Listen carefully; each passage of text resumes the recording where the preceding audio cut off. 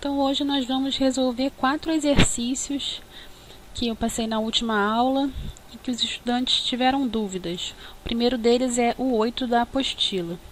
Então esse 8 pede para considerar o exercício número 1 do capítulo 2 da apostila. Então eu botei aqui as informações do exercício número 1, que está ocorrendo, tem 1 kg de água líquida que está sendo convertido a vapor a 100 graus Celsius. E nesse exercício 1 a gente calcula o trabalho que deu 169 kJ. Ele quer saber qual é a mudança de energia interna durante esse processo de ebulição e quanto calor precisa, ser adicionado ao sistema durante o processo. Então, como é um processo de mudança de fase, a gente quer saber quem é o calor. É o calor latente, por isso que eu botei aqui o calor latente. Calor latente aqui, esse Q. Não vai ser aquele Q calculado pela capacidade térmica e variação de temperatura, porque num processo de mudança de fase, você não vai ter variação de temperatura. A temperatura vai permanecer a 100 graus Celsius e você vai ter mudança de fase. Então, como é que calcula esse calor latente? E é um processo de evaporação. Então, o calor latente é igual a LV, que é o calor de vaporização, que o problema deu, está escrito aqui, vezes a massa. Então, o que a gente precisa ter cuidado é, a gente olha o calor latente de vaporização e vê qual é o denominador da unidade de medida dele. Então, é quilograma? Então, essa massa aqui precisa estar em quilograma. Portanto, quanto calor precisa? Q é igual a 2.260 kJ por quilograma, multiplicado pela massa, que é 1 quilograma. Então, quilograma vai cortar com quilograma, portanto, a gente tem qual a quantidade de calor necessária para evaporar essa quantidade de água? 2.260 kJ. Essa é a quantidade. Então, a gente resolveu metade da questão. A outra metade, que é a variação de energia interna, a gente vai usar a primeira lei. dU é igual a dQ menos dW. Então, nesse processo, a variação de calor a gente acabou de calcular, que é 2.260. O calor que foi adicionado ao sistema. Por isso, inclusive, que ele é positivo. E menos, então, só um acréscimo aqui. Esse calor é positivo porque a água está passando do líquido para o vapor. Então, para isso acontecer, calor tem que ser adicionado ao sistema. Se fosse o processo inverso, se a água fosse vapor e estivesse se transformando em água líquida, você ia ter esse mesmo valor, só que negativo. Porque para isso acontecer, essa quantidade, 2.260 kJ de calor, teriam que ser retirados do sistema. Aí o sinal algébrico dele ia mudar. Mas nesse caso não, é positivo porque está sendo adicionado. E o trabalho que a gente já tinha calculado no exercício 1. Então, 2.260 menos 169 vai dar 2.091 kJ. Então, a gente pode deixar em quilojoules mesmo, ou até escrever em megajoule. Então, isso daqui é aproximadamente 2 megajoules, que eu ando mais 3 casas a vírgula, aí o quilojoule vai virar megajoule. Próximo exercício é o exercício 9, também da apostila. Então, ele quer saber quanto calor é necessário para derreter 10% de um iceberg de peso, de massa igual a 200.000 toneladas. E a gente sabe que esse calor latente de fusão da água é 333 kJ por quilograma. Então, a primeira coisa que a gente tem que fazer é passar a massa para quilogramas, Então, só para a gente ter uma noção, uma tonelada são 1.000 quilos.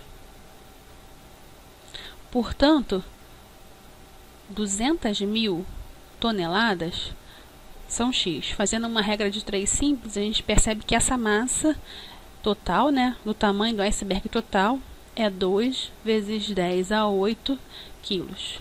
Mas a gente não vai derreter todo o iceberg, a gente vai derreter 10% do iceberg. Então, o tamanho dele total que é 2 vezes 10 a 8, é o 100%. Então, quanto é o 10%? Novamente, uma regra de 3 simples aqui, a gente vê que a massa que a gente quer derreter é 2 vezes 10 a 7 quilogramas. Então, agora que a gente já tem a massa em quilogramas, a gente consegue usar a fórmula do calor latente, que nesse caso é Q igual a LF, né, porque é uma fusão, vezes a massa.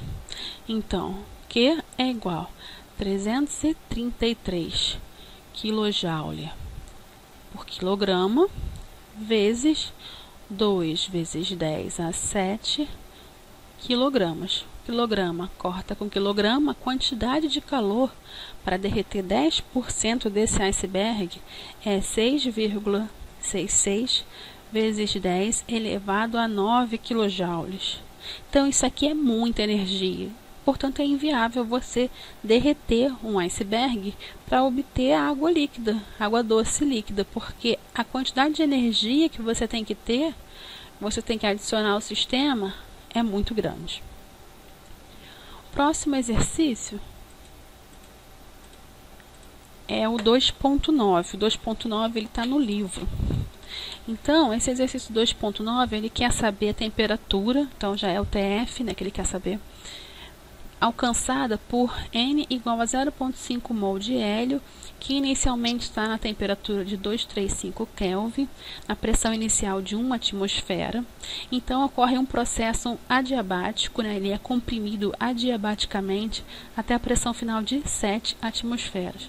Então, além da temperatura final, ele também quer saber DU, DW e DH. Então, ele quer saber variação de energia interna, trabalho e variação de entalpia. E o problema também diz que o calor específico molar a volume constante é 3 calorias por mol Kelvin. Então, por ser um processo adiabático, a gente vai utilizar as equações de Poisson. Então, a primeira equação de Poisson que eu vou utilizar é a seguinte. Essa daqui, ó. Ti elevado a gama vezes Pi elevado a 1 menos gama é igual a Tf elevado a gama vezes Pf elevado a 1 menos gama. Por que eu vou utilizar essa? Porque eu tenho P inicial e P final. Como eu tenho T inicial, então eu vou usar essa equação que vai me dar o T final. Mas antes disso eu preciso calcular o gama. Ele não deu gama, ele deu CV. Então, lembrando, quem é gama? Gama é igual Czinho P sobre Czinho V. Antes de calcular o gama, eu preciso saber quem é o CP.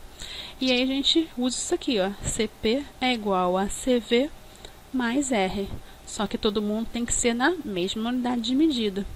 Então, 3 mais 2. A unidade do R em caloria mol Kelvin é 2, né? Então, a gente vai ter que CP é igual a 5 caloria mol Kelvin. Portanto, o gama é igual a 5 sobre 3. Agora sim eu consigo utilizar ele aqui.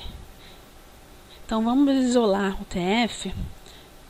Então, TF elevado a gama vai ser igual a TI elevado a gama vezes PI elevado a 1 menos gama dividido por PF elevado a 1 menos gama. Colocando valores, o que a gente vai ter? Que TF elevado a gama, eu nem estou botando o gama ainda, né? Só para a gente organizar um valor de cada vez. Temperatura inicial é 235 elevado a gama, vezes a pressão inicial é 1 elevado a 1 menos gama, e a pressão final é 7 elevado a 1 menos gama. Então, colocando, né? Então, reorganizando isso aqui, a temperatura final, então, é o seguinte. 235 elevado a 5 sobre 3 vezes 1, né? Porque 1 elevado a qualquer número é 1, dividido por 7 elevado a 1 menos 5 sobre 3. Tudo isso elevado a 3/5. Eu vou ter que apagar o gama aqui, só para não ficar no caminho. Vou chegar mais para cá. Então, aqui, ó. Gama é igual a 5/3. Isso aqui tudo elevado a 3/5. Por quê? Se TF elevado a 5/3 é um número, significa que TF é igual a esse número elevado a 3/5. Então, colocando esses valores com cuidado na calculadora, a gente vai chegar nesse resultado aqui, ó. Eu vou até fazer mais um passo para vocês compararem, né? Ver se não erraram nenhuma conta. Esse numerador aqui vai dar 8.949,1 aproximadamente. E o denominador vai dar 0,273. Isso tudo elevado a 3/5. Então, essa conta aqui vai dar aproximadamente 512 Kelvin. Então, a gente já chegou na primeira resposta. Falta ainda descobrir o DU, o DW e o DH. Para a gente calcular o DU, lembrando, né? DU é igual a Czão V dt. Então, é igual a mesma coisa que N Czinho V dt. Portanto, DU é igual a 0,5 vezes 3 vezes 512, né, que é a temperatura final, menos a temperatura inicial. Então, fazendo essas contas aqui, eu vou chegar em 415,5, qual a unidade de medida? Calorias. Porque esse mol aqui vai cortar com o mol que está no denominador do CV. O Kelvin vai cortar com o Kelvin que está no denominador do CV. Portanto, como unidade de medida, só vai sobrar um numerador do CV, que é calorias.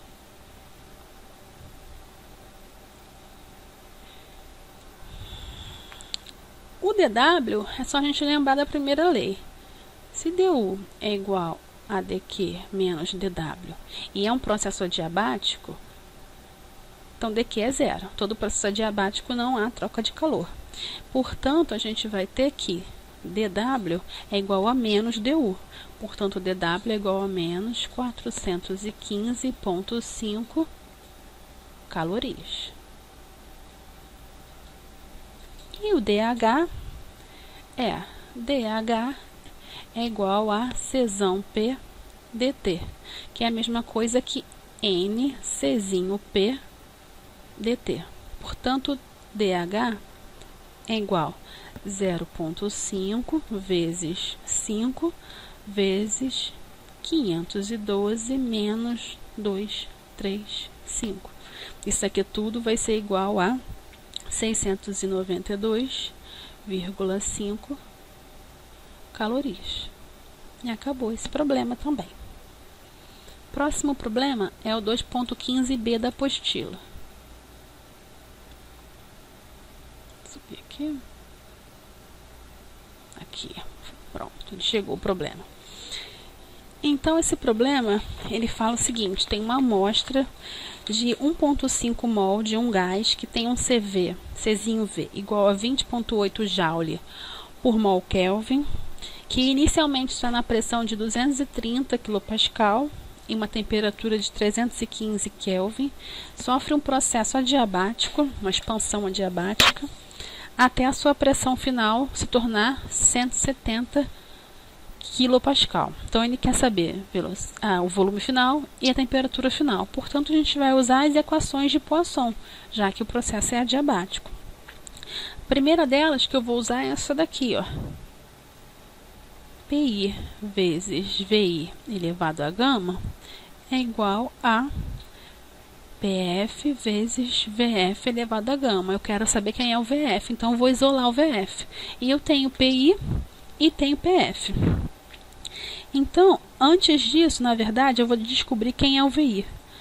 Como que eu descubro quem é o VI? Porque a gente não tem o VI, mas é fácil calcular. A gente vai usar, ó, PV igual a nRT.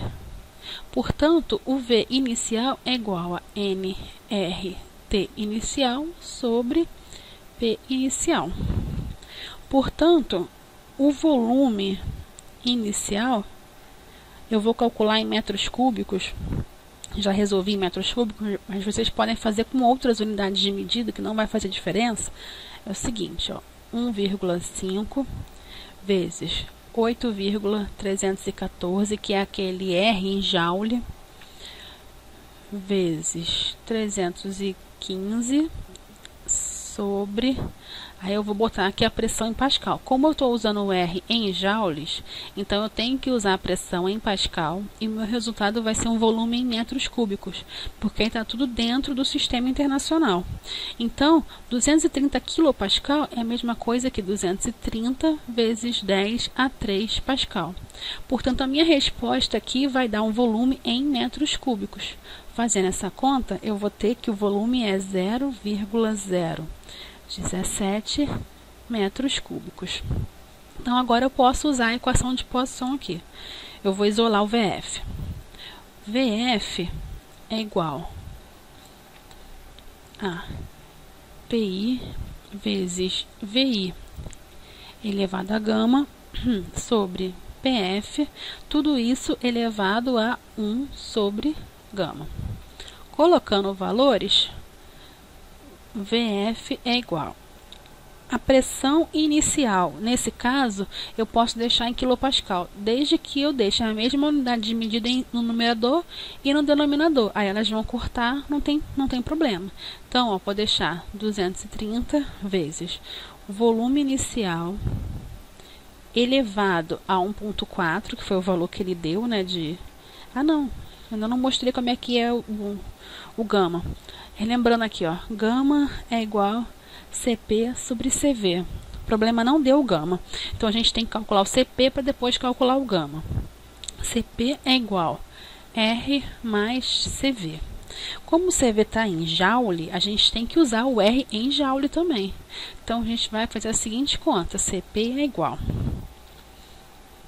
8,314 mais 20,8. Portanto, Czinho P vai ser igual a 29,114 joule mol Kelvin. A mesma unidade do CV, mesma unidade do R. Então, uma vez que eu sei quem é, né, o CP, eu consigo calcular aqui, ó, o gama. Então, 29,114 dividido por 20,8, eu vou ter um gama, tá? Vou mudar a cor. Meu gama, então, vai ser igual a 1,4. O gama não tem unidade de medida mesmo, é 1,4. Então, agora já posso colocar o gama aqui, ó. Calma, vai para cá. Elevado a 1,4, dividido pela pressão final, 170. Tudo isso elevado a 1 sobre 1,4.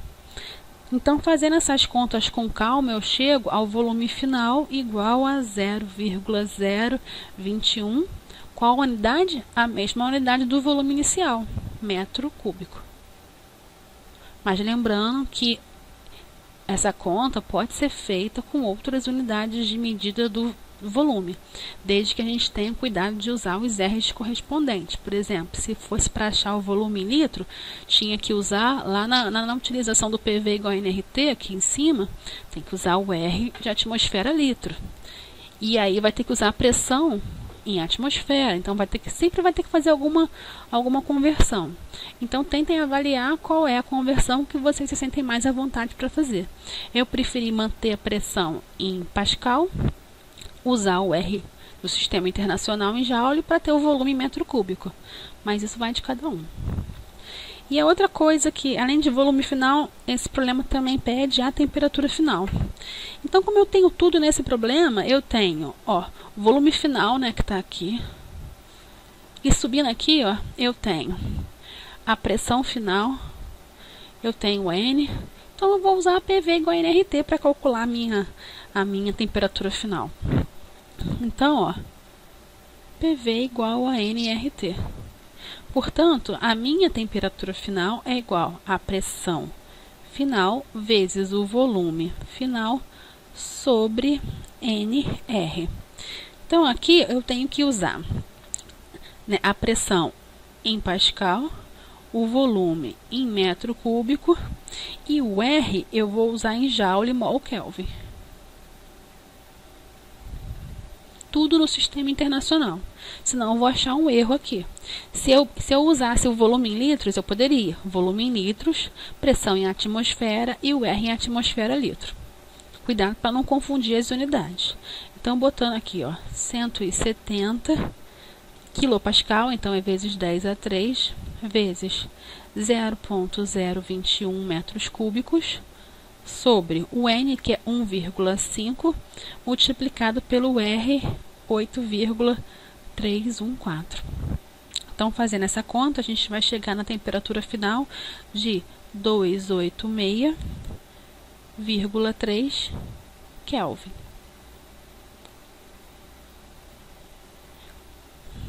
Então, foram essas as dúvidas dessa semana.